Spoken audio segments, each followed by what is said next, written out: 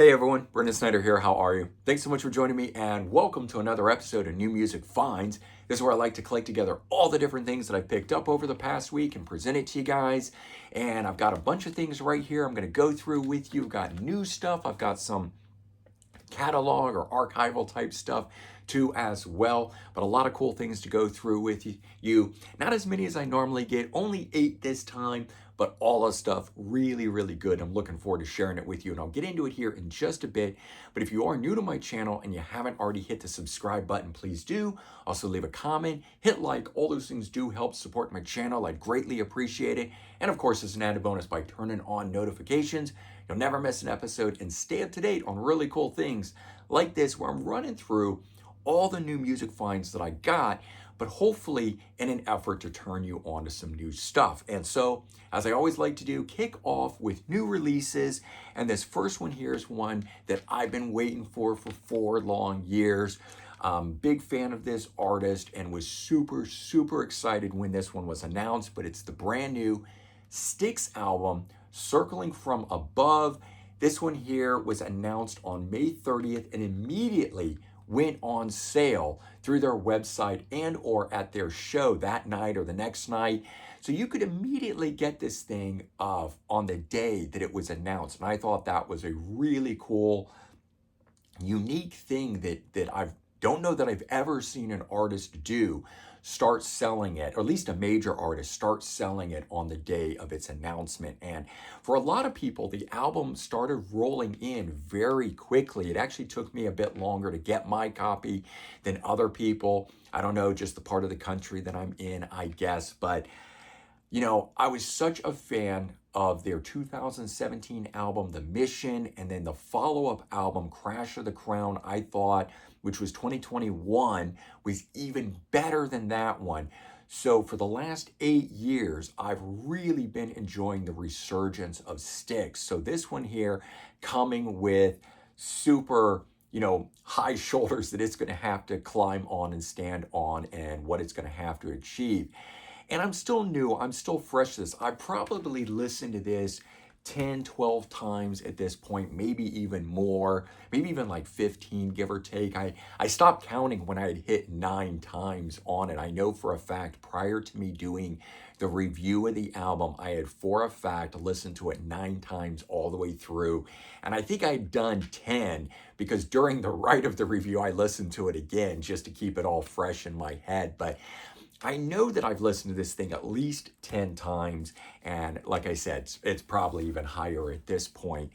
And so the album has not been what I hoped it would, but at the same time been everything that I hoped it would be. So it's a weird thing. It's not blown me away the way The Mission or Crash of the Crown did. Now, maybe because I am used to the high quality of those albums, that I was already expecting to be blown away. Whereas when I got those, I had been very disappointed with the output prior to those. I was not a fan of Brave New World, Cyclorama. I don't care much for covers albums. So when those albums came out, they didn't have a lot to live up to. They didn't take much that they were going to be great albums for me. But in the last 8 years, I've absolutely loved what they've been doing and the direction they've gone in and all of that sort of stuff. So this one, I have to say, is solid from start to finish. It is a really good high watermark album. I just don't know if it's as good as either Crash of the Crown or The Mission, and thereby falls further back in an overall album ranking. I have done a full album ranking for these guys. It either just posted yesterday or it's posting tomorrow, one or the other. If you haven't seen it up yet, then it'll be going up the day after. But in all, I do think it is a great album, and it is definitely a high water mark for the 2025 year. We've seen so few big name albums getting released and so few strong albums coming out that I am glad to be finally getting something like this. Although here we are, the middle of June. This release date that we're talking about was June 13th. I'm just now getting this, even though technically its release date is May 30th. Although if you're waiting for the worldwide release of it, you'll be able to get it on July 18th. But I will have already done my 6 month countdown of where albums are, my top 20 albums of the year so far that I always do at the beginning of July. And right now it looks like this is one of the only major releases that'll be in consideration for that. And usually by this point we'll have had a number of them. But good album, definitely recommended for Styx fans, worth checking out. So one of the other things that came out, big name artist, a brand new Neil Young album, Talkin' to the Trees. This one here, first one with his new backing band, the Chrome Hearts, and I have done a full review of this one as well. I'll leave a link in the description if you want to check it out. But it's a very raw sounding album. It's a very loose sounding album, as though it was recorded as like a jam in the studio, not even just live, just a very loose jam session type thing. And that's kind of been his modus operandi for the last 10 years. And I'm used to that. I know that Neil likes that, and he definitely focuses more on feeling than he does fidelity of sound. But it's to the point of some of the recordings now becoming, it's a detriment to them. And, he has always left in the odd occasional out-of-tune vocal or something, or out-of-tune, note on a performance. But this, I think, is a little bit too much for me. It's good for what it is, but it's probably not something that I'm going to come back to all that often. But I will say that it has grown on me since getting it. When I first heard it, I thought very, very low of it. And after giving it a few more listens, it did come up in terms of its overall feel for me. Like I said, I have done a full review of the album. And if you want to get my full take on it, you can check that out. There's a link in the description. All right, one that turned out to be better than expected, and maybe even better than the original release of The Cure, and Mixes of a Lost World, which takes their album from 2024, Songs of a Lost World, and remixes it. And I have the version that is widely available. I picked mine up off of Amazon, and I think the ones in the record stores are the same way. It has two different albums, the same 8 tracks from the original 2024 album, just remixed and resequenced. But if you go to the website, you can get a 3-disc version, so 3 different versions of the album remixed. And so, first disc in here, okay, it's all right. The remixes that are on it didn't quite click with me, but I have to say, the remixes that are the second album, and it's all different people doing it, so it's not like one person remixed disc 1 and one person remixed disc 2. I could understand that. This is all different people doing the remixes, and so Robert Smith gathering it and organizing and sequencing it based on that and then mastering it down. But the second disc in here is much more of what I would have wanted the original album to have sounded like. It's a little bit more upbeat. It's a little bit more of the pop leaning style sounding stuff. The album, I felt, was very dark and kind of mundane sounding and repetitive, and it didn't hold a lot of interest for me. And I find that with the remix, it's got a lot more interest and excitement. So I'm enjoying this a lot, and will probably actually go back to this more than I'll go back to the original 2024 album. All right, another new one, Buckcherry, Roar Like Thunder. I think this is their 11th studio album. I've been fascinated with the band itself. I mean, since the original, they originally came out back in '99. But I really like that Billy Rowe is part of the group, coming from the band Jet Boy. So I've had more interest in them since he's been part of the group, and he's definitely was on the last album. Might have even been on the album before that.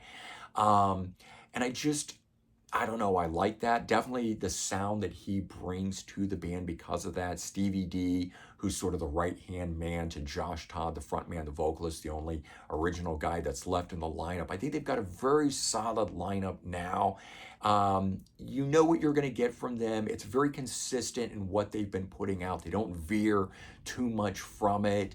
Early on, they veered into some different territory. I think they were a little bit more experimental in their overall sound. They don't really do that much anymore. And I both kind of like it and I don't like it. I like that they're doing the hard rock, sort of punk hard rock sounding style stuff that they do.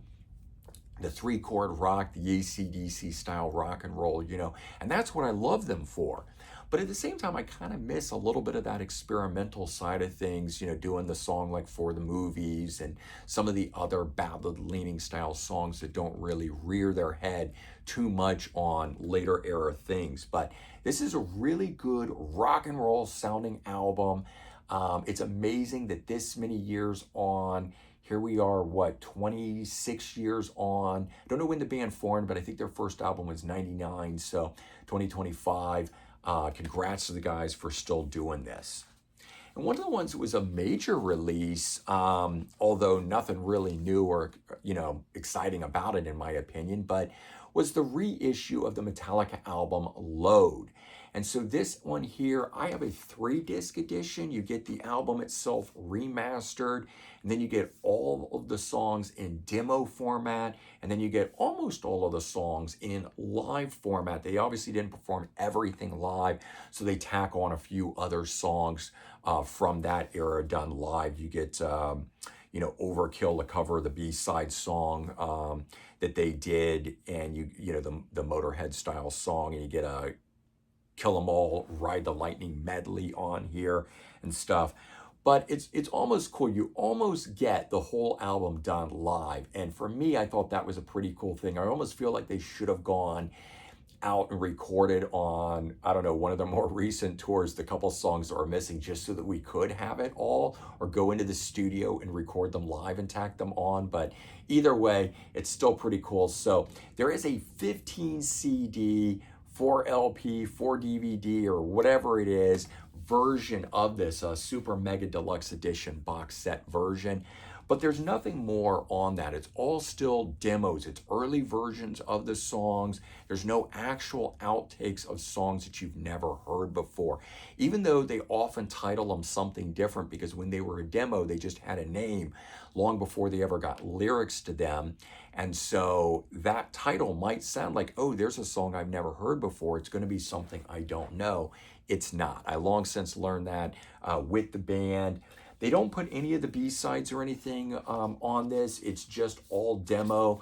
But some of those songs sound very different, or are an extra minute longer than they made it for the album. So there's some cool stuff as part of those demos that makes that worthwhile. All right. Keeping on the trend of me picking up newer bands that sound retro, like older classic bands that I love. This group, Teaser Sweet, I announced them a number of months ago. It took forever for me to get this thing. This is on High Roller Records. It's in this slipcase here. But this group, which has female front woman singing, I think they're a Swedish group, definitely leaning in the hard rock metal vibe, so very much in the vein of the new wave of British heavy metal style sounding stuff. Just great stuff that's been coming out from a number of these artists that labels like Dying Victim Records and High Roller Records and some other ones, No Life Till Metal Records. And there's a bunch of them out there that are doing it, and Lost Realm Records. Signing up newer bands that sound like these old classic artists. And this is just another one of them. And we've had a lot of them this year. And so maybe if this year isn't having as many major releases from major bands, we are getting a lot of newer bands that I will continue to follow long after. And I guess will give me something to look forward to and listen to when all of the major bands are no more. And certainly that's an important thing as well. All right, another new release, and the last one of this particular week. I think this came out a couple weeks earlier. It just took a little bit to get to me, and it is the group Trigger, Second Round. And this is a long lost 46-year-old album that is sat on the shelf. It was recorded in 1979. Their debut album came out in 78 on Casablanca Records. They were signed on the recommendation of Gene Simmons from Kiss. Unfortunately, they got dropped after their first album in the middle of recording this album, and so it has sat in the vault ever since. And it finally is seeing the light of day from Bada Bing Records. And if you like that debut album, and if you don't know about that debut album, Rock Candy Records reissued it. And if you're a fan of Rock Candy Records like me, knowing that basically anything that label puts out is really good and worth your attention, it tells you something of the quality of this band, Trigger. And I had picked that one up simply based on the fact of knowing that Gene Simmons had recommended their signing, that they were on Casablanca, and that they had the glam rock style sounds of like Slade. That all intrigued me. So I bought that release a long time ago. I think that came out around 2009, give or take. But now we're getting their second album. And like I said, it was recorded a year after the debut in 79, but it's finally seeing the light of day. And you can pick this up from Bada Bing Records. I do highly recommend it. I've also done a full review of this. If you want to know more about the band and more about my thoughts on this album, I too will leave a link in the description for this one as well. Okay, and the only thing that I bought that was not new this past week, because obviously I had a lot of great stuff there, taking up my interest. I didn't need to go searching out a lot of different stuff, was the second album from Jack Green, Reverse Logic. Last week I showed you this one here, Human-esque, debut album solo album from him. And he had played with T-Rex, he had played with Pretty Things, and I think he'd played with some other groups here and there. But I never really knew who he was. I recognized this album cover, and it was sent to me by Bad Reputation Records, and I did a review and unboxing of this thing when I got it at the time, and I was so enamored by that release that I immediately looked up and found his second album, this one here, Reverse Logic, which is also Bad Reputation Records, and ordered it. What I didn't know is it was going to come with a bonus disc in here. And so this has a special radio series broadcast from RCA Records in here. In fact, if I open this up and there you go, this is what it looked like. And it's a bonus disc in there, and it was part of a radio series. This one was volume 8, and it was promoting Jack Green. So the thing is that it's got interviews with him and talking and stuff.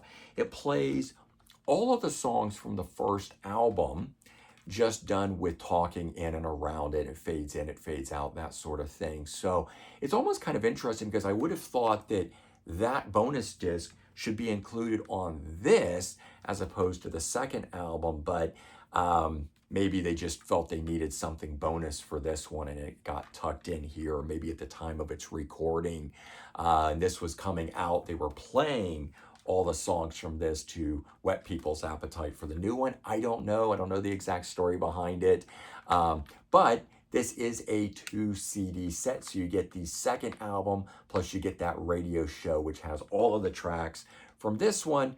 But like I said, there's talking and interviews and stuff from him around it. Either way, Jack Green, interesting artist. I was so glad to be turned on to this one here by Eric Kubar, the owner of Bad Reputation Records. So shout out to him and thanks to him, because now I've gone on and bought this one and I've been enjoying this one so much. I've got his third solo album, also from Bad Reputation Records, on its way. Looking forward to that. But there you go. Yeah, that's the stuff that I picked up. Those 8 albums from this past week. A lot of cool stuff. And if you didn't already notice, I'm wearing another one of the test pressings of shirt for my channel here. That is the B&S logo coming out of the CD. Last week, I wore this one for you guys. And you saw that one, and that one has the full background and everything. This one just has the BS logo like that. And if you had an eagle eye and tuned into some of my videos during the week, you might have seen this one, the other one with the B and S, but this time on a cassette. So all things that I've been working towards here on the channel to try and get some merch put together for you guys. As I said, still early on, still doing a number of tweaks with these things. But I would be curious to know whether you like this one here, where it has no background behind it, it's on the red shirt, or if you prefer the blue one, the one you saw last week, this one. Do you have a preference between the blue shirt or the red shirt? Let me know. It should certainly help some of the decision making I'm having to go through right now as I try to put these things together. But all in all, hope you guys have a great day and a good week ahead, and I'll talk to you real soon. Bye-bye.